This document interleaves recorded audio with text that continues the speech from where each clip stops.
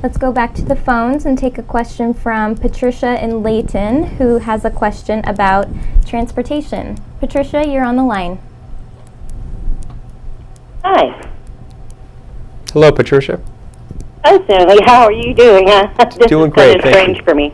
I'm a retired Air Force member living up here in Layton and vice president of the Khobar Towers Bombing Survivors Group. So it's a real pleasure to be in on this today.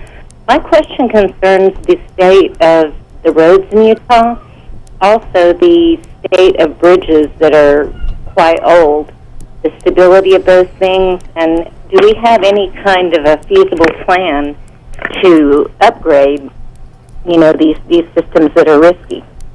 Yeah, so that's one of the reasons why I have introduced the Transportation Empowerment Act, which would take our current federal gasoline tax of 18.4 cents per gallon and lower it down to 3.7 cents per gallon, allowing the states to collect the difference between 18.4 cents per gallon and 3.7 cents per gallon.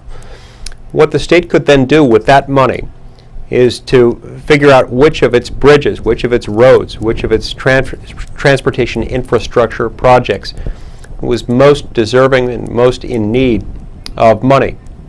It would also empower the states to do more with less and repair more of these projects.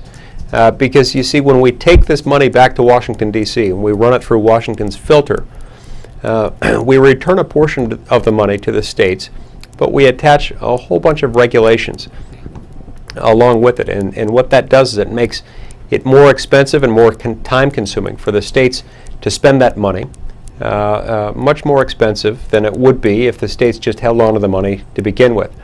The remaining 3.7 cents per gallon that would still be collected and spent by the federal government would go exclusively toward our interstate highway system. That's all we really need to maintain our interstate highway system. The rest of it ought to be left to the states. But again, these projects could be maintained more completely, more efficiently, more inexpensively if we left this money with the states to begin with.